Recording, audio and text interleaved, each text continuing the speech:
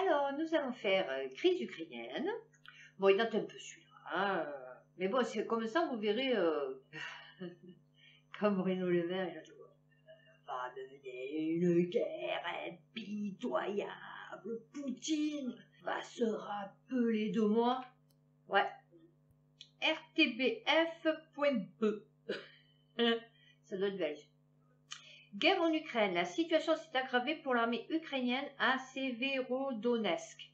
Alors, après des avancées, la situation s'est aggravée. Eh ouais, mais c'est le résultat qui compte, tu vois, mon chéri. Nos défenseurs ont réussi à contre-attaquer et libérer la moitié de la ville. Mais la situation s'est aggravée pour nous. La télévision ukrainienne, 1+1. Selon lui, les bombardements se sont encore intensifiés sur Severodonetsk et Lysychansk, ville voisine située sur les hauteurs et stratégique pour tenir la ligne. Eh ouais, c'est con. Les Russes détruisent tout avec leur tactique habituelle de terre brûlée. Et ils ont fait l'Afghanistan, mon chéri, pour qu'il ne reste plus rien à défendre. Eh ouais, c'est un peu le projet. Ces centres industriels, eux ils essayent pas d'avoir l'artillerie. Ils essayent d'avoir les centres protégés par l'artillerie, parce qu'ils savent qu'ils sont stratégiques. Les soldats, alors Lugansk, où les soldats russes ont pas à pas avancé ces dernières semaines. Ils ont repris du terrain, mais ça n'a pas marché. Oh, ouais, ça n'a pas marché. Leur projet n'a pas abouti. Bon, on va continuer sur l'Ukraine directement, hein, et puis après on fera ce qui est en rapport, on va dire. Ukraine, le fiasco diplomatique d'Emmanuel Macron. Non, mais il a bien bossé pour les Français, hein? Ben ouais, vous l'avez réélu. Le président français se rêvait en faiseur de paix. Ah, pas du tout. Ah non, non, jamais de la vie. Je ne sais pas d'où tu tires cette information. Entre Vladimir Poutine et Volodymyr Zelensky. Mais au fil du temps, son message, ambigu, eh ouais, comme tout ce qu'il fait, même ses mœurs, elles sont un peu ambiguës, tu vois, tant envers Moscou qu'envers Kiev, a exaspéré les deux camps qui multiplient attaques et moqueries contre lui. C'est bien, vous êtes heureux, fiers de votre représentant suprême? C'est l'histoire d'un naufrage. Eh ouais, comme l'amour-propre des Français. Ah, c'est un naufrage, ça aussi. Seulement voilà, au fil du temps, le message du président français s'est avéré à ce point ambigu, tant vis-à-vis de Moscou que vis-à-vis de Kiev. Voilà, attaque et moquerie contre lui. On dirait Nino, un petit merdeux. Au début de la guerre, Emmanuel, tu as envie de mettre des taquets, tu as vu dans la bouche. Il te regarde, ça pète. Le mec, il a rien compris, il a rien connu. Qu'une vieille, hein. Et le mec, il vient se la péter devant toi, il n'a même pas été capable de faire une gosse, de se reproduire. Bon, grâce à Dieu, d'ailleurs. ouais. Alors, semblait plutôt respecté par Poutine comme par Zelensky. Eh ben non, c'est fini.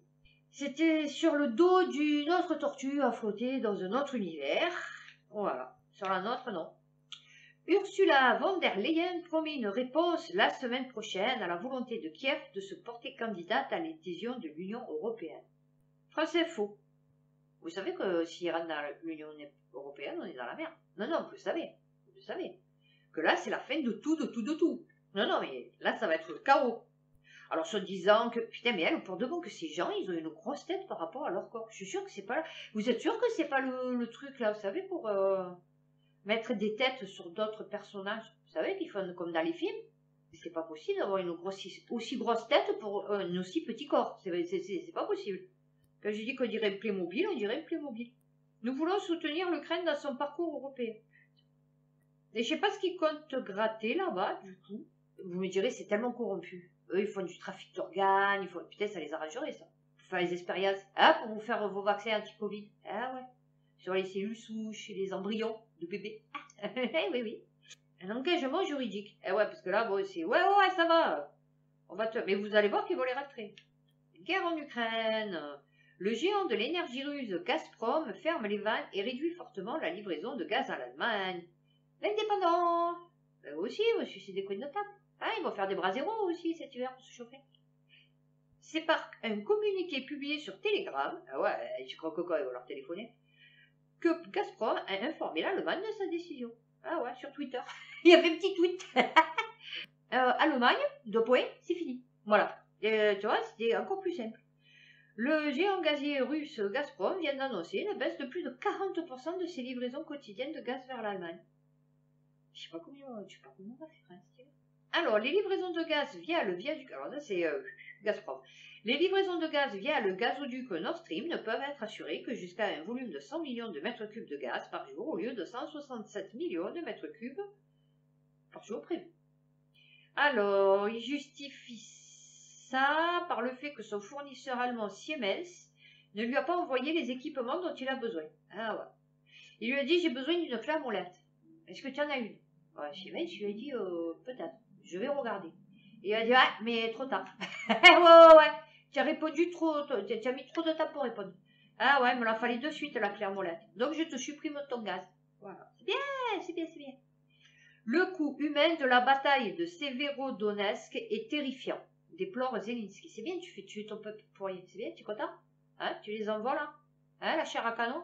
Ouais, tu me dirais, il y en a plein, ils sont faux. Hein. Il paraît qu'il faut que tout que tu t'achètes. Source sûre, tu t'achètes ton casque, ton gilet pare-balles. M'a raconté ça. Je dis, bah ouais, c'est pareil qu'en France. Non, c'est pas pareil. Ah ouais.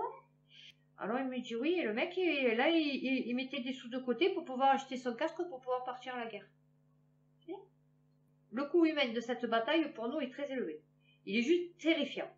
Et ouais, il y a des morts. Et ouais, c'est pour ça qu'on essaye. Enfin, nous, en tant que peuple, hein, puisque c'est nous qu'on va combattre, hein, les ennemis, du coup, enfin, nos enfants, du coup, ouais. Donc oui, c'est pour ça que nous, on préfère mieux la paix, tu vois. Mais vous aimez bien la guerre. Parce que la guerre, vente d'armes, hein, trafic, en tout genre. Donc vous voulez la guerre. Nous, non. Jusqu'à 100 soldats ukrainiens sont tués et 500 blessés par jour. Nous, ils prennent tous. Non, parce qu'à un moment donné, moi je veux bien, mais ça se reproduit pas. C'est pas comme Jésus avec les pains, tu vois. Ou les petits poissons, tu as vu. Donc à un moment donné, tu les prends d'où tes 500 blessés chaque jour, parce que ça fait quand même 3 mois que ça dure. Tu en as combien de soldats en fait? Les Russes bloquent les communications vers l'extérieur. Eh ouais, ils sont pas cons. Eh ouais, avec leurs armes électromagnétiques, là, je sais pas quoi, qui te désintègrent un satellite avec des ondes radio, là. Eh ouais. Guerre en Ukraine, la Russie coupe le gaz à la France. France Info. Heureux. Je sais que là, putain, vous avez dû sortir le champagne et tout. Vous avez dû faire la bise à Bruno Le Maire, faire une révérence à Macron. La France est privée de gaz russe. Voilà. 17% de notre consommation se venge. Oh, les Russes, ils se vengent. Bon ouais, mais non, je savais pas qu'ils allaient se venger. Bon ouais. Le bouclier tarifaire en place jusqu'à la fin de l'année. La France avait anticipé en important davantage via l'Espagne. Et ouais, parce qu'il paraît qu'ils s'achètent en Inde, sauf que chaque fois, il ne marche. Oui. Donc du coup, le truc, au lieu de le prendre direct à la Russie, de dire, bon, ferme notre gueule, on se mêle au pas, on essaye de faire la paix, et il continue d'envoyer le gaz. Non, pas du tout. Nous, le maire, il est parti au combat, hein, tout seul, d'ailleurs, avec ses dossiers. Et donc du coup, non, on va passer par d'autres pays qui achètent le gaz chez les Russes. Eh ouais. Alors, aucune difficulté n'est attendue durant l'été. Mais qu'en sera-t-il cet hiver? Car le stockage en est à 56% aujourd'hui. Cela va être très compliqué parce qu'il n'y a plus beaucoup de gaz naturel liquéfié disponible. Non, mais attends. Là, les Américains, ils ont décidé de faire imploser leur État, tu as vu, direct, pour récupérer toutes les matières premières, tout ce qu'il peut y avoir, combustible, tout, pour vous le fournir. Parce que là-bas, ils sont en train de crever les mecs, parce qu'ils sont en train de défoncer le sol. Bon, enfin, vous mesurez, c'est leur problème. Hein. Le bouclier est enfin sera en place jusqu'à la fin de l'année. Et au mois de janvier, on fait comment? Surprise! Alors, guerre en Ukraine. L'armée ukrainienne se retire de Severodonetsk, la Pologne aidée pour l'accueil des réfugiés. C'est con, hein? Ça s'est pas passé comme prévu. 20 minutes fait le point pour vous tous les soirs sur l'avancée du conflit en Ukraine. Et les gens qui sont à fond comme ça, croyez que quoi? Le mec il arrive, vite, Ukraine, où on en est? C'est un truc de fou. La Russie a lancé son opération militaire le 24 février, vous vous rendez compte? Qui fait quoi? Qui a dit quoi? Bon, on se tape. Alors, l'info du jour. Bombardée depuis des semaines, Severodonetsk a cédé. Les forces ukrainiennes ont reçu l'ordre de se retirer. Mais ce qu'il en reste, quoi, du coup. Parce que l'autre, il a dit, avec 500 blessés par jour et 100 morts. Ouais, ils n'étaient pas non plus 3 millions, tu vois, à Severodonetsk. Donc, je pense que, ouais, ils doivent être 3 tondus et 2 pelés, tu vois. Les unités ukrainiennes sont épuisées, exsangues. Eh ouais. Elles ont eu des pertes terribles avec des bataillons complètement neutres. Eh ouais, c'est des cons, les Russes. Hein. Cela ne fait plus aucun sens de rester. On n'a pas envoyé des chars, je sais pas quoi, là, en solo, chanceler, je ne sais rien. 90% de la ville est endommagée. Ah, voilà. 80% des maisons devront être détruites. Et voilà. La guerre. La phrase du jour. Ah, j'aime bien la phrase. Hitler, sous son étendard, avait rassemblé une grande partie de l'Europe pour faire la guerre contre l'Union soviétique. Ce point Godwin est signé Sergueï Lavrov. Un ministre russe des Affaires étrangères dénonçait aussi la volonté de l'UE et de l'OTAN de vouloir faire la guerre à la Russie, en créant une coalition contemporaine. Alors, 450 milliards d'euros, c'est le montant record du prêt accordé par la Banque de développement du Conseil de l'Europe à la Pologne. Ah oui, 450 millions, j'ai compris 450 milliards. Ah oui, j'allais dire, oh putain, 450 millions. Pour aider Varsovie à prendre en charge les réfugiés. Ah ouais, maintenant c'est 5 millions. Avec de moins en moins de soldats pour Zelensky. Ouais, parce que je t'explique, t'envoies le matos, mais déjà pour nous, ça va être compliqué s'il y a une guerre, les Français pour défendre le pays. Enfin, leur pays, du coup, c'est plus le mien. Mais alors, pour aller défendre le pays d'un autre, ton armée européenne, tu vois, elle n'est pas encore au point. Éviter le contact direct. Eh ouais. Eh ouais, parce que tu vas te faire crever. Ouais. Tu vas amener ta force, là, ta patrouille, là. Comment ils appellent ça? Pour les terroristes. Passerelle. Sentinelle. Ouais. Tu vois, la sentinelle, comme elle va partir dans le cosmos. Combattre intelligemment dans le contexte actuel, c'est passer à une posture défensive. Mort de rire. Ah, filer des sous à tout le monde. Ouais, c'est vrai, on est riche. Oh my god, qu'est-ce qu'on est riche. AMP, Le Figaro, fr.cdn.amp, project.org. L'Allemagne active le niveau d'alerte sur le gaz face à la baisse des livraisons. Aussi, putain. Nous sommes dans une crise gazière. Hein. Bah, il n'y a pas que le gaz, hein, je t'explique. Alors, 58%. Un niveau supérieur à la moyenne des dernières années. Ouais, mais les dernières années, il n'y avait pas la guerre.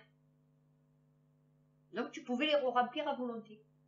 Alors, reste à un niveau bas. Eh ouais. Le niveau de stockage de 90% préconisé par la loi allemande ne sera pas... ouais, c'est sûr, ils viennent de te le couper. Il était à 56. Ah, là, nécessaire pour assurer notre approvisionnement. Ouais, vous allez voir, ils vont nous couper le gaz cet hiver. Bon, moi, perso, je m'en fous pour le chauffage. Par contre, pour la cuisine, ouais, ça va être un peu chiant, tu vois. Donc, tant que Macron, il sera... Enfin, de toute façon, c'est bien fait pour vous, hein. Vous avez voulu Macron, hein. Là, vous l'avez maintenant. Vous allez voir. Mais en tout cas, il n'y a personne qui se plaît. Hein. Moi, je vous le dis, il n'y a personne qui se plaît. Des hausses d'achat, de l'essence, non, je vous le dis, il n'y a personne qui se plaît. Moi, j'entends personne en parler. Personne même qui dit, oh là là, tu as vu l'essence comme elle est chère. Non, non. Alors, la dépêche, Macron à Poutine. Je ne sais pas où ton juriste a appris le droit. T'imagines ce qu'il lui a dit à Poutine. Une dizaine de minutes entre Emmanuel Macron et Vladimir Poutine. Alors, 4 jours avant le début de l'invasion russe. Jeudi, c'est à dépêche.fr. Ah, ça, c'était avant l'invasion. Ah ouais, avant l'invasion, il faisait le refrain. Il lui a dit, ouais, mais attends. J'ai un ego, chérie. Oh là là. Surdimensionné, surestimé. Ouais. Moi, je suis Macron. J'ai 40 ans dans le cul. Je sais rien faire de ma vie. Hein, j'ai jamais fait de sport. J'ai jamais brillé dans quoi que ce soit. Hein, à part me taper une vieille. Et là, tu me dis que je comprends rien à la vie.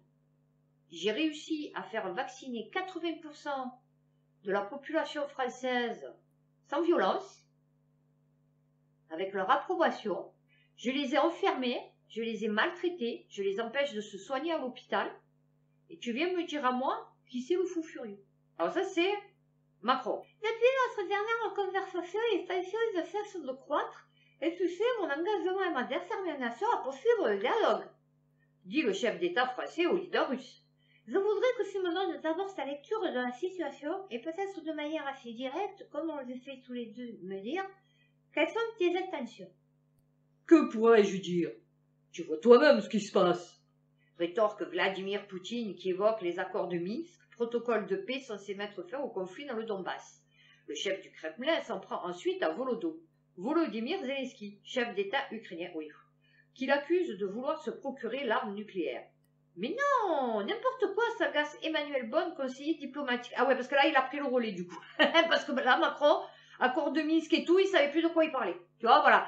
Donc, du coup, là, dès qu'il a évoqué les accords de Minsk et le protocole de paix censé mettre fin au conflit dans le Donbass, c'est Emmanuel Bonne qui a pris la suite. Voilà. S'ensuit alors un échange ponctué d'ironie et de formules de politesse dans lequel les deux leaders bataillent au sujet des accords de Minsk. Emmanuel Macron s'insurge. Je ne sais pas où ton juriste a appris au droit. Moi, je regarde juste les textes et j'essaie de les appliquer. On s'en fout des propositions des séparatistes. S'emporte-t-il à nouveau après une charge de Vladimir Poutine? Oui, parce que Vladimir Poutine y charge et lui s'emporte. Revient sur la table le sujet de Volodymyr et d'une possible rencontre entre le chef d'État russe et Joe Biden. Je vous laisserai concrètement te faire deux propositions. La première, organiser une rencontre dans les tout prochains jours à Genève entre toi et le président Biden. Là, c'est Emmanuel Macron. L'idée ne semble pas ravir Vladimir Poutine. Pour ne rien te cacher, je voulais aller jouer au hockey sur glace. Là, je te parle depuis la salle de sport. Macron bataille à nouveau et parvient à arracher un accord de principe. Le rendez-vous fixé par Emmanuel Macron n'aura jamais lieu. Eh ouais, on n'a pas convaincu. Eh non. Guerre en Ukraine, le monde. La Turquie donne son accord à l'intégration de la Finlande et de la Suède dans l'OTAN. Alors eux, je vous explique, on va résumer. Eux, en fait, ils n'étaient pas d'accord. D'accord. Et donc, en fait, ils ont mis un veto. Et en fait, il y avait que eux qui cassaient les bonbons. Donc, il y a l'Europe, encore, qui est allée, qui a fait sa topu, hein, et qui leur a dit qu'est-ce que tu veux. Et lui, il a dit, moi, je veux les séparatistes kurdes. Tu vois, les terroristes et tout, fait tous ceux qui vont pas dans le sens de ma vision de la vie. Tu vois, un peu comme toi, Macron. Tu vois. Et donc, il a dit, je veux ça. Et donc, ils lui ont dit oui. Vous voyez, fait, parce que les mecs, bon, on les appelait des terroristes, mais en fait, c'est des résistants. Tu vois, voilà. C'est un peu comme nous, pendant la guerre, on pouvait appeler nos résistants des terroristes. Vous voyez, puisqu'ils posaient des bombes, ils tuaient des Allemands, des fois des civils. Ça arrivait. Mais non, nous, c'était des résistants. D'accord? Bon, eux, c'est des terroristes. Ok? Donc, les terroristes kurdes. Donc, il a dit, je veux les récupérer. Parce que je veux les torturer et les tuer. Oui, parce que je suis un homme de paix. Et donc, ils ont dit oui. Donc, du coup, il a enlevé son veto. Et là, il y a 2-3 jours, a tapé. Il a dit, excusez-moi, là, au sujet des Kurdes, on a signé un accord. Je vous ai dit oui, et vous m'avez dit oui. Donc, du coup, maintenant, moi, je veux mes Kurdes. Et là, ils sont emmerdés, parce qu'ils vont être obligés de les donner. Uniquement. Comment la France compte-t-elle produire de l'énergie sans gaz russe? Ah, il serait temps de se poser la question, ouais. Ah, c'est bien. Agnès Pannier-Runacher. Ah ouais, c'est elle qui parle comme ça. Putain, moi, on me dit que j'ai l'accent, mais tu es fou. L'accent de cagole qu'elle a. Enfin, c'est pas de cagole, c'est de tchoué. Hein, ouais, c'est l'accent de tchoué. Hein, ouais. Ah ouais, t'as l'accent. Ah ouais, ah ouais, parce que, alors tu comprends, les entreprises françaises, la France pourrait se passer du gaz russe sous condition, à savoir si les méthaniers assurent les livraisons. Eh ouais, c'est à savoir, eh ouais. Ah, j'aime bien l'anticipation. Ouais, il faut savoir. Voilà, si les méthaniers, bon, parce que si, non, c'est pas sûr. Ah ouais, eh ouais, je me suis avancée maintenant. Eh ouais. Plutôt, je dis la Elisabeth Borne, ils ont marqué. Non, non, mais la Elisabeth Borne, ça c'est européen, avait expliqué que la France comptait remplir ses stockages de gaz à près de 100% d'ici à l'automne. Vous avez vu que je viens de vous lire que c'est pas possible. On est à 56%. Et ils ont coupé le gaz. On est au mois de juillet, août, septembre, octobre. Alors, avec l'arrêt de livraison de gaz russe et 26 réacteurs nucléaires à l'arrêt, vous vous rendez compte, la moitié presque. C'est énorme. Mais où ils sont passés tous nos sous? L'hiver prochain s'annonce donc compliqué. Les Français vont ici devoir réduire leur consommation de 10%. Ça veut dire qu'ils vont vous mettre des horaires. Donc, vous pourrez utiliser le gaz que, par exemple, le soir. Couvre-feu énergétique. ouais, c'est ça. C'est un couvre-feu énergétique. En parallèle de ces économies d'énergie, pour sécuriser notre air, la France veut remplir ses stockages après de ça. Oui, mais tu peux pas. Du gaz importé par bateau, essentiellement du GNL. Et la première ministre Borne a confirmé qu'un nouveau terminal méthanier flottant serait construit dans le port du Havre pour... Ouais, combien? Voilà, l'hiver 2023. Vous allez faire le Shadok? On va pomper? Hein? Ah ouais? Vous aimez pomper? Hein? Vous pompez tout, vous? Ah, des vrais aspirateurs. Ah ouais. Ben là, vous allez pomper. Mais vous allez pomper en pédalant. Tu as vu? Voilà. Avec l'éolienne de Jadot, là. Que s'il n'y a plus de vent, on ne sait pas comment on fait. Je viens de vous lire l'article comme quoi elle comptait construire un truc méthanier, mais qu'on allait remplir les soutes à l'automne, à 100%. On est à 56%. Il nous en manque la moitié. Hein. Le Figaro, la CGT veut un blocage des terminaux méthaniers et stockage de gaz. Eux, ils veulent vraiment qu'on meure. Et je sais pas s'ils sont au courant, ces gens là, de la CGT. Je vous parlerai dans mon débrief, donc la prochaine vidéo, du mec que je connais. Les mecs, je suis sûre qu'une moule, un esque, il a plus de cerveau qu'eux. Ah, ils brillent pas par leur intelligence, vous voyez. C'est pas les photophores de l'intelligence, vous voyez. Non, non, non, pas du tout. La CGT a annoncé lundi un blocage des terminaux méthaniers. Eh ouais, comme ça, c'est nous qu'on va crever. Eh ouais, c'est bien, ils sont bien, ouais. On les a pas attendus, hein, sur la... Eh ouais, non. Hernandez, Gonzalez, je sais pas comment il s'appelle, lui. Hein, parce qu'il a bien grossi, hein, depuis des années. Il y a bien... En l'absence de réponse à la hauteur, cela risque d'être vraiment difficile de remplir à 100% les stockages souterrains de gaz et de rendre opérationnels à 100% les terminaux méthaniers. Poursuit-elle, la CGT réclame une augmentation de salaire et la revalorisation des pensions pour les... C'est fou. Mais tu es malade mental. Vous avez vraiment des soucis. Je crois que tu n'as pas compris de quoi tu t'es embarqué là. Les opérateurs ont actuellement pour l'obligation de remplir ces réserves seulement à 80% au 1er novembre. Vous voyez? Quand vous disiez on va les remplir à 100% pour l'automne, d'ici l'automne, les opérateurs ont actuellement pour obligation de remplir ces réserves seulement 85% au 1er novembre. Les stockages de gaz sont remplis à 59%, ça a augmenté, contre 46% à la même date l'an passé. Vous vous rendez compte l'an passé s'il ne serait arrivé quoi que ce soit? Alors, le gestionnaire du réseau GRT Gaz avait auparavant appelé à remplir le plus possible. Eh ouais, mais on avait passé de jaloux. En cas de froid intense ou tardif, il faudrait toutefois recourir à des coupures ciblées chez certains gros consommateurs. Alors, on ne sait pas si c'est particulier ou professionnel. La France va livrer un nombre significatif de véhicules de l'avant blindés à l'Ukraine. Je sais pas ce que c'est. OPEX 360. La semaine passée, une vidéo filmée en Slovaquie et montrant des camions porte-chars transportant des véhicules de l'avant blindés a été diffusée sur les réseaux sociaux, ce qui laissait supposer que ces engins étaient en route vers l'Ukraine.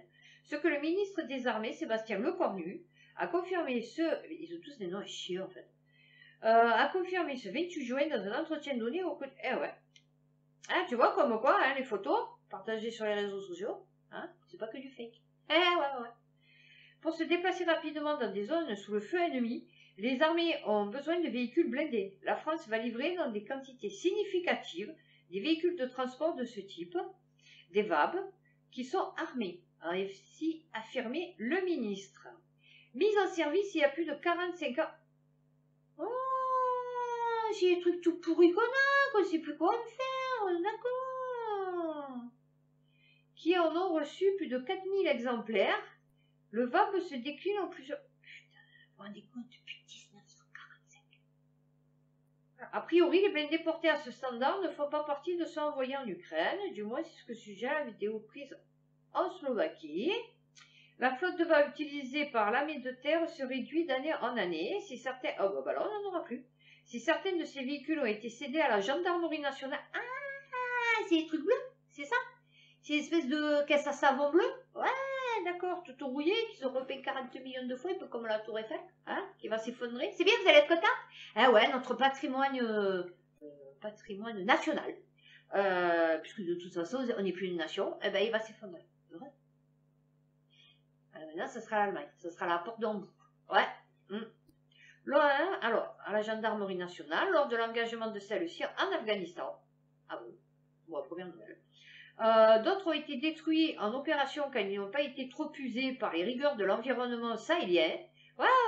Ah ben c'est comme les vaccins. Voilà, d'accord, ils offrent. Eh ouais. Putain, ça c'était comme mon père. Mon père, il avait plus de trucs. Il te disait, putain, j'ai une télé, tu la veux? Bon, je dis, ouais, ma foi, c'est vrai, à l'époque, bon. Ben, j'ai même maintenant d'ailleurs. Je dis, ah ouais, attends, bien sûr, je la veux. Et tu dis, ouais, par contre, elle est cassée. Et il faut voir ce qu'elle a, parce que je sais pas, elle s'allume plus. Ah d'accord. Et ben tu dis, oh, tu veux ça? Je vais dire ouais, et tu dis mais il marche pas. Ah, d'accord. Ben voilà, c'est pareil. Hein, c'est le français profond. Il ne restait plus que 2500 exemplaires encore en service. Par ailleurs, le Cornu a évoqué la livraison de Caésar, camions équipés d'un système d'artillerie de 155 mm. L'artillerie dans ce conflit est centrale. Aussi, les canons français Kaiser, dont la réputation n'est plus à faire par leur précision et leur mobilité sur un terrain d'opération, ont été livrés. C'est la principale demande que les autorités ukrainiennes nous avaient formulée. Eh ouais. Et tu as dit, vas-y, file les Kaiser. Ah ouais, mais putain, on en a pas trop. Après, non, ça, on est en train de se faire crever. Bon, on détruit des femmes et des enfants, mais bon, on se fait crever quand même, hein, par des gnous. J'en sais rien, mais bon, tu vois, ils sont capables, hein, de se faire crever par des gnous.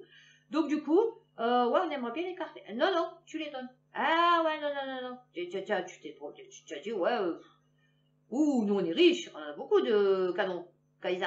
Et ils les donnent. Voilà, avec ces 18 canons, cela forme une unité d'artillerie complète. C'est bien parce que nous, du coup, on n'en a plus. On en a eu le 20 complet, parce qu'on en a 17. Eh ouais. Quant aux conséquences de ces livraisons sur les capacités de l'armée de terre, le ministre a fait valoir que jamais nous ne prendrions une décision qui priverait la nation française d'éléments décisifs à sa défense contre le peuple qui voudrait se rebeller. Ah non, ça c'était pas dans le... Non, pardon, excusez-moi. Ces 18 canons Kaiser peuvent contribuer à changer la vie des Ukrainiens. Ah ouais, et surtout de l'armée ukrainienne, ouais. Et bientôt des cités françaises. Ouais, ouais, ouais. Cela prive d'une fraction limitée de matériel. Près de 25% quand même. C'est un quart. Oh les gars, c'est un quart. C'est bien.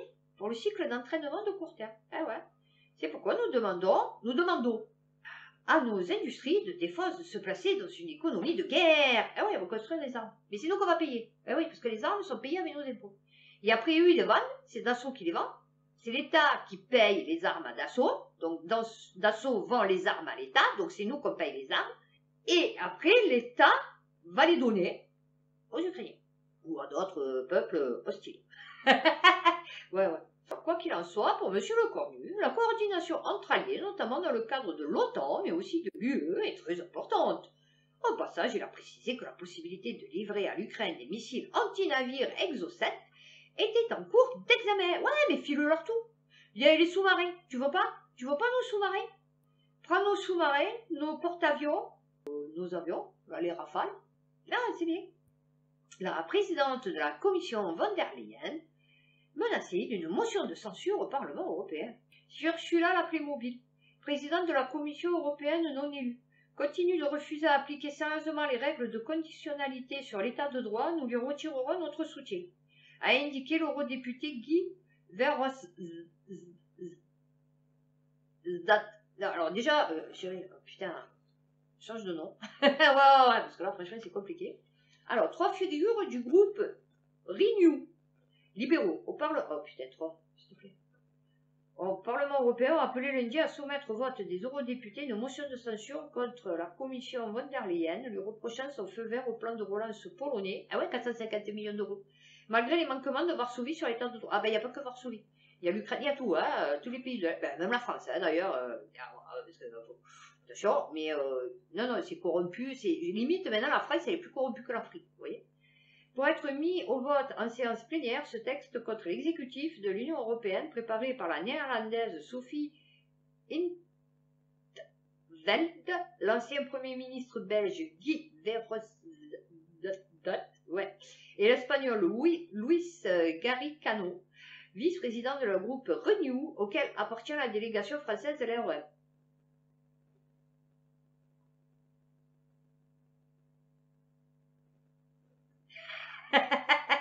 Ouais, d'accord. Devra d'abord recueillir les signatures d'au moins un dixième des eurodéputés, soit 70 parlementaires. Mort de rire. Continue de refuser à appliquer sérieusement les règles de conditionnalité. Alors, la Commission a donné mercredi son feu vert au plan de relance. Ah non. Ah non, non, non. Alors, ah, d'accord. Donc, le plan de relance polonais de 35 milliards. Bloqué depuis plus d'un an à cause des manquements reprochés à Varsovie. Plus 454 millions. Hein, d'après ce que j'ai compris. Or, les 3 responsables, on s'en fout. De toute façon, ils n'auront rien. Soit en deçà de ce qui a été exigé par la Cour européenne de justice et ne répondent pas au refus des autorités polonaises de reconnaître la primauté du droit de l'UE. Ah non, mais on s'en fout maintenant. On prend n'importe qui, n'importe quoi. Ah bah oui. Si je faisais une chaleur, je me suis mis le ventilateur. Alors, l'usine nouvelle. Alors nous, quand on est noir, on est noir. Je vous explique. L'Europe inquiète pour son approvisionnement en gaz, qui a été coupé, après une explosion sur une usine de liquéfaction américaine. Freeport ING. Une usine de liquéfaction américaine de premier plan est à l'arrêt pour au minimum 3 semaines. Après une explosion survenue mercredi 8 juin, ce terminal d'exportation qui représente 4% du marché mondial contribue largement à fournir l'Europe en gaz naturel liquéfié. C'est pas merveilleux. C'est un incident dont le marché du gaz naturel liquéfié aurait préféré se passer. Tu vois, c'est con la vie. On dirait que c'est un fait exprès, tu vois. D'après des images amateurs et des clichés satellites. Il n'y a pas d'avion, de drone, aurait eu lieu sur un... Alors, la déflagration aurait eu lieu sur un pipeline situé entre les trains de liquéfaction et les réservoirs. Bon, ça a été vite maîtrisé, aucun blessé, et plus de gaz. La mise à l'arrêt de Freeport ING, capable de produire 15 millions de tonnes de GNL par an, soit près de 20% de la production américaine. Ah, ils vont dans la merde, les Américains. Ah, ouais. Voilà, ils vont faire des films pour sauver l'Amérique du gaz. Et ouais, du coup. Rassurer les marchés. On ne sait pas combien de temps cette fermeture va durer. Sur le court terme, il faudrait des détails techniques sur ce qui s'est passé et avoir une idée de quand l'usine sera de nouveau... Oui, c'est surtout de quand elle sera opérationnelle, tu vois. À la base de ce qui s'est passé, on s'en fout un peu. Tu vois, franchement, perso. Selon plusieurs experts, une fermeture de 3 semaines pourra entraîner la perte d'environ 13 à 15 cargaisons au départ du site. Alors, la France, premier importateur de GNL américain depuis janvier. C'est bizarre, hein, parce que la guerre a commencé au mois de février. Alors, Bloomberg, 75% des exportations américaines de GNL ont atterri en Europe. On n'aura plus que nos yeux pour pleurer. Et encore s'ils ne sont pas bouchés avec des tests PCR cet hiver, tu vois. Ouais, parce que parti comme on est parti. Les Russes injectent près de 9 milliards d'euros provenant des recettes d'exportation du pétrole et du gaz dans un fonds d'urgence spécial. Et ouais, non, parce qu'ils sont à genoux. Ouais. On imagine s'ils sont debout. Les Russes injectent... 9 milliards. Alors, nous, on pleure, on n'en peut plus, on va mourir. La Russie a injecté 8,78 milliards d'euros dans un fonds de réserve d'urgence. Il s'agit d'une tentative de préserver son économie. Et voyez pas comme le trésor russe a largement profité de la flambée des prix du pétrole. Non, mais non. Vous savez que maintenant un rouble c'est un euro c'est égal à $1. Les recettes des ventes de pétrole et de gaz russe pourraient atteindre 267 milliards d'euros cette année. C'est plus de 20% de plus qu'en 2021. Bon, nous, on n'en a rien compris, hein, je vous explique. Donc, Playmobil, von der Leyen, elle a rien compris à la Schwibik. Bon, Bruno Le Maire, ça, vous le savez. En fait, ce qu'il faut, c'est que la Russie, l'Inde, s'est dit, pourquoi on n'achèterait pas du pétrole russe et on ne le revendrait pas aux Européens? Ah, c'est pas con.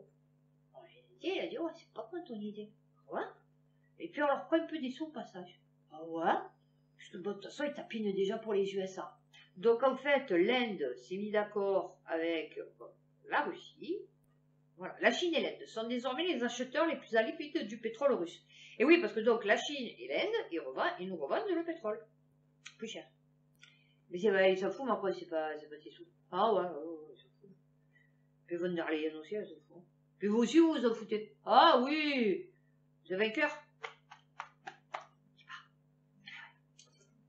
Le mois dernier, par exemple, le gouvernement a injecté 3,7 milliards d'euros dans les chemins de fer russes. Lui, il investit. C'est bien pour son pays. Ah ouais, nous, on n'a plus de chemin de fer, on n'a plus de fer, d'ailleurs. Et lui, il investit. Le plus grand employeur du pays. Et 1,64 milliard d'euros dans la compagnie aérienne publique. Alors que nous, Air France, ça coupe. Ouah, ça fracasse, ça aussi. Hein? Voilà. Effacer 15 ans de progrès économique. Depuis que Poutine a lancé sa guerre l'Occident s'est uni et a tenté de frapper la Russie avec des sanctions économiques radicales.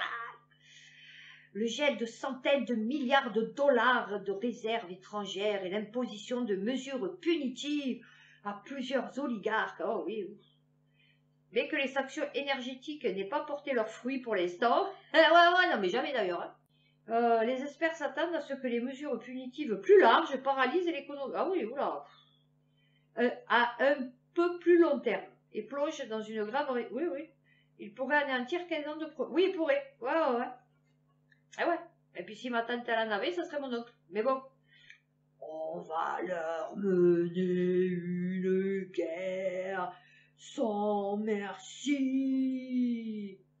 Marcel D. Bon, pour ceux qui connaissent. Après le retrait de McDonald's de Russie, les 850 restaurants rouvrent avec un nouveau propriétaire. 3 mois après le retrait de la chaîne de restauration rapide américaine suite au conflit ukrainien, l'homme d'affaires Alexandre Govor a racheté les 850 restaurants McDonald's de Russie et sauvé plus de 62 000 emplois. Ouais, nous savons, on est à 7% de chômeurs. Le nouveau nom, Vekusno Itoshka. Je le dis comme ça se lit. Voilà, hein, comme c'est écrit, que l'on peut traduire par délicieux, un point c'est tout. Ah ouais, non, c'est pas une clown avec un gros nez rouge. D'ailleurs, qui a jamais fait rire personne. Ah, enfin, moi je me rappelle pas que le clown, enfin bon, c'était américain aussi, hein, mais il me faisait pas mon honneur, tu vois, quand je le voyais. Délicieux, point c'est tout. La clientèle est venue en masse pour goûter du McDo pur russe. Ah ouais. J'ai commandé mon plat préféré, tout est pareil, tout est ok, c'est même meilleur. Ah ouais, ça c'est clair. Ouais, ça c'est clair. Ah ouais, ça de toute façon, il n'y aura pas de soucis. Même de la pâté pour chat, c'est meilleur. Et j'ai horreur de McDo. Je vais jamais à McDo. C'est dégueulasse. Moi, je vais à Burger King. Face au chantage gazier de Moscou, l'Union européenne se tourne vers Israël. On va gratter à eux, hein, parce que du coup, on a fait tous les pays. Et enfin, tous ceux en tout cas qu'on connaissait. Et donc, du coup, là, maintenant, on va être obligé d'aller voir Israël. C'est bien. Par exemple, nous explorons actuellement des voies pour renforcer notre coopération énergétique avec Israël, a-t-elle expliqué, citant un projet de câble électrique sous-marin reliant l'État hébreu, Chypre et la Grèce et un pipeline en Méditerranée orientale. Non, ça va, c'est tranquille. Ah. C'est des fois, ils sont pas là à la planète, c'est ça. Ursula von der Leyen a rencontré lundi soir notre présidente. Enfin, votre présidente, du coup. Oui, parce que vous avez le président, et donc du coup la présidente, et après vous avez les bras droits. Et donc Macron, c'est le bras droit de von der Leyen. Que l'Union européenne a besoin du gaz. Ah ouais, l'Union européenne, elle a besoin du gaz de tout le monde. Je vais te dire, on n'en a plus. Hein. Donc du coup, les annonces concernant une coopération énergétique. 3 grandes options s'offrent à Israël pour exporter une partie de sa manne gazière vers l'Europe, acheminer son gaz naturel vers l'Égypte, voisin déjà relié à l'État hébreu par un pipeline, pour ensuite le liquéfier et le transporter par... Oh, ça va, ça ne coûtera rien. Construire un gazoduc vers la Turquie qui est, elle, reliée au vieux continent, ou construire une nouvelle route des hydrocarbures directement vers le sud. Oh, ouais. Ça, à 5 minutes. Ah, cet hiver, on est au top. Ah ouais. Non, non, c'est mieux que vous fassiez passer le gaz, donc Israël, Égypte, Mauritanie, île de Pâques. Ah non, c'est de l'autre côté. Allez, on va dire Amérique du Nord, Amérique de l'Est, Amérique de l'Ouest, île de Pâques. Donc vous revenez par la Australie. Ah, je connais ma planisphère, hein, vous avez vu. On remonte, on peut passer par Japon. Ouais, pourquoi pas. Ou alors direct Afrique, Madagascar, Sénégal, Moitié et tout. Et après, on trace direct France. Ah, c'est mieux, je pense. Voilà, on payera moins cher. Hein. Pourquoi faire simple quand on peut faire compliqué? Eh ouais, c'est la devise de l'Europe, ça. C'est la faute des régimes occidentaux et de l'introduction forcée des biocarburants selon Moscou. La hausse des prix sur les produits alimentaires, ça c'est la tribune, qui sévit partout dans le monde, aucunement liée à l'invasion de l'Ukraine et décidée par la Russie, et la mise en œuvre en février dernier. Elle est, ben non, puisqu'on a vu que ça a augmenté depuis janvier. Elle est le résultat d'une politique de transition énergétique mal passée. Ah oui, oui, oui. Ah oui, oui. Non, parce que nous, en fait, il y a des mecs qui viennent, ils te disent, voilà, moi j'ai inventé le truc, il est super top. Ça coûte des milliards et des milliards. Bon, c'est le peuple qui va payer, t'affole pas, c'est pas toi. Toi, tu toucheras toujours ton salaire mirobolant pour rien foutre. Et laisse-nous faire. Nous, on a la technique. Et donc, du coup, nous, on va t'inventer une Schmilblick qui fait 300 mètres de haut. qui va te produire de l'électricité. Et c'est bon. Mais tu as fait des études, on est en train, ça c'est un peu comme le vaccin, on est en train de les faire. Ah ouais, il va falloir que je vous fasse, bon, elle m'énerve cette mèche, il va falloir que je vous fasse, comment on appelle ça, Valvena. Mais non, mais mort de rire, c'est pire que Pfizer. Non, non, mais on est mort de rire. Alors, le plus important producteur mondial d'huile de tournesol, l'Ukraine, est l'un des principaux exportateurs de blé. Concernant la possibilité d'une famine, de plus en plus d'experts penchent vers un scénario pessimiste. Non, mais non. Selon Madame Zakharova, l'Occident a fait des erreurs systématiques dans la planification de sa politique agricole. Ah ouais, non, nous on fait des bêtes rares pour les voitures. Alors, la même culpabilité sur l'inflation était adressée par des ennemis qui ont imprimé beaucoup d'argent. Ah, tiens. Ah ouais, ça, putain. Le mec à qui j'ai parlé, j'ai dit, mais tu quoi ou quoi? J'ai dit, s'il y a de l'inflation, c'est parce qu'on a produit trop d'argent. Et qu'est-ce que tu racontes? C'est la faute à Poutine, c'est un catané, il tue le peuple ukrainien. Oui, non, mais ça d'accord, mais il m'a dit ça fait 3 semaines. Quel jour? 3 semaines? Oui, tu vas voir, là, ça y est, c'est bon, il va tomber. J'ai dit, ouais, t'es sûr? J'ai dit, on en reparle dans un mois ou ça se passe comment? Ouais, mais toi, tu comprends rien à géopolitique. Ah, j'ai dit, d'accord, ok. Ouais, bien sûr. Il m'a dit, oui, j'ai dit, mais tu sais que là, on va souffrir. J'ai dit, on va manger des cailloux. Il m'a dit, ouais, mais c'est pas grave, du moment que Poutine, il mange des cailloux. J'ai dit, non, mais Poutine, il mangera jamais de cailloux. Enfin, je t'explique, tu vois, Poutine ne mangera jamais des cailloux. Le peuple va manger des cailloux, mais Poutine, non, tu vois. Donc, du coup, mais tu t'en bats les bonbons de manger des cailloux si Poutine, il mange des cailloux. Il m'a dit oui. Ah, j'ai dit, bah écoute, toi aussi. T'as le cœur qui bat. Ainsi, le gouvernement allemand organise vendredi à Berlin une conférence internationale sur la crise alimentaire liée à la guerre en Ukraine, en présence notamment du chef de la diplomatie américaine, Anthony Blinken, a annoncé l'exécutif allemand. Oh, c'est Scholz. Ah ouais, c'est les semelles. Plus une nouvelle. L'Europe a de la ressource dans ses anciennes mines. Oh les ch'tis. Ouh, on va avoir besoin de vous, vous allez repartir dans les mines. Ah ouais, pour nous. Ah ouais. Pour le lobby du secteur minier, l'Europe va devoir relancer la prospection dans son sous-sol pour les matériaux de la transition. Les anciennes mines fermées pourraient connaître une seconde vie. Vous annoncez ça comme si c'était le truc top du top. Et qui tu vas les prendre pour aller dans les mines? Vas-y, explique-moi. Ah, les Ukrainiens peut-être. Mais c'est faux de dire que l'Europe n'a pas de ressources minérales. Oh ben non, mais on n'a plus personne pour les exploiter. Ah ouais, c'est ça qui compte. Constate-t-il pour expliquer le faible nombre de gisements déjà identifiés. Ben ouais, ben on les a pas identifiés, ça, on n'en a rien à foutre. Pourquoi on aurait cherché des terres rares? Pour chercher des... Moi chérie, pour descendre dans les mines, il faut des enfants. ouais. Des petits bébés noirs. Tu as vu? Donc normalement, on les prend, enfin on les prend pas d'ailleurs, on les exploite à la source, tu vois, en Afrique. Et donc, si on fait des mines ici en France, ça va être compliqué pour trouver des gens pour descendre. Quoique peut-être il y a des robots. Cobalt, cuivre et métaux indispensables. Non, mais cuivre, ils ont dit que c'était naturel. Ils ont dit que c'était un minerai naturel qu'on le trouvait de partout. Donc, tu n'as pas besoin d'ouvrir des mines. Et l'Europe, dans tout cela, pour l'instant, elle importe la quasi-totalité de ses besoins. Eh ouais. Mais c'est faux de dire que l'Europe n'a pas de ressources minérales. Ah non, peut-être il y en a une Ukraine. Eh ouais. Ils vont vous rouvrir, mais c'est bien. Hein? Les chauffeurs, là. Ah, les branleurs. Ah ouais, sous RSA. Ils vont vous faire aller travailler dans les mines. Ils vont dire, tu veux gagner ces 100 € et pas perdre tes droits et pas te retrouver à la rue? Ouais, tu vas aller nous chercher du cobalt? Ah ouais, pour faire les petits ordinateurs dont on a besoin. Ah oui. Et puis tes enfants aussi? Ah bah oui. Guerre en Ukraine. La France est passée dans le camp des États inamicaux de la Russie. Qu'est-ce que ça signifie? Tu les calcules plus et en plus tu leur fais la misère. Voilà. Nouvelle tension. Alors ça c'est la dépêche. Nouvelle tension entre la France et la Russie. Le conseiller culturel à l'ambassade de France est sommé de quitter la Russie. Un acte qui, selon une source diplomatique, ouais mais de toute façon on s'en fout, on n'a plus de diplomate. Ça devait être un vendeur de légumes lui. Hein? Marque le passage de la France dans le camp des États inamicaux. Qu'est-ce qu'implique ce statut? Pour justifier cette expulsion déguisée, les autorités russes accusent Fabrice Rousseau d'avoir mis en place des schémas de financement occultes vers un site d'information indépendant aujourd'hui interdit dans le pays et vers l'association Mémorial. Ah, et ouais. Ouais, ça ne m'étonnerait pas.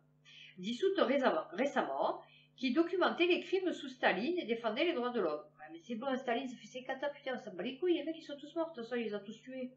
Selon plusieurs connaisseurs du dossier qui se sont confiés à France Info, la France a en effet financé Mémorial, mais de manière légale et transparente. Ouais. Tout est légal et transparent ici. Qu'importe, tu es un violeur. Oui, mais c'est légal et transparent. Ah, d'accord, ok. Qu'importe la justification, la décision du ministère des Affaires étrangères russe marque le passage de la France dans le cadre des États inamicaux. Ouais. Alors, en mars dernier, alors que les actions internationales contre la Russie se sont accélérées, Moscou avait publié une liste de pays inamicaux.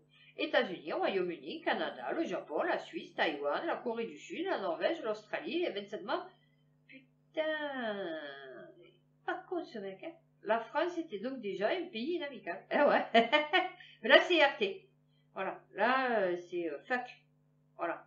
Là, c'est t'approches pas, sinon je te démonte. Ta figure en couille. Tu vois. Alors, ces expulsions étaient consécutives à la décision prise en avril par la France de renvoyer 41 diplomates russes. Bah, ça va, nous, nous on en avait qu'eux aussi. Hein. Bah, ça va, il en a renvoyé qu'un. Le seul, d'ailleurs. Nucléaire. Non, mais ça, c'est mort de rire. Vous voyez, pour vous dire le PR, là, que ça fait 300 millions d'années qu'on est dessus. Oui, je suis toujours marseillaise. L'opinion nucléaire, le PR finlandais, déjà mis à l'arrêt pour des dysfonctionnements en série. Et lui, il veut nous construire 8 EPR, c'est ça? Après un chantier en retard de 12 ans. Combien il a coûté cette connerie? Vous allez voir, il ne va pas mettre le prix. Hein. Eh ouais, c'est les Arabes. Eh ouais. En 2021, l'État français avait mis la main à la poche à hauteur de Goaza. Ce énième report de calendrier d'intérieur de PR finlandais pourrait peser sur les finances d'Areva. Ah, et ouais, c'est con. Les perspectives en la matière risquent d'être revues en cas d'arrêt trop prolongé, avec la perspective d'un autre renflouement d'Areva à hauteur de 1,5 milliard d'euros. Alors, ben voilà ce que j'étais en train de dire. Les échos, comment le pétrole russe arrivera en Europe en passant par l'Inde? Une fois transformé en carburant, le pétrole russe pourra être réexporté vers l'Europe. Eh ouais, déjouant indirectement les sanctions qui frappent Moscou. En théorie, les Européens n'achèteront bientôt plus de pétrole produit en Russie. Les 27 ont décidé de réduire leur importation de 90% d'ici la fin de l'année pour le brut et début 2023 pour les produits raffinés comme le carburant diesel. C'est pour ça qu'en même temps, ils veulent nous interdire les voitures. Vous croyez de quoi? Eh ouais, il sera impossible de savoir d'où vient le pétrole qui a été transformé en carburant. Eh oui, ça c'est comme le lait, vous savez. Ils vous disent, ouais, le lait Candia.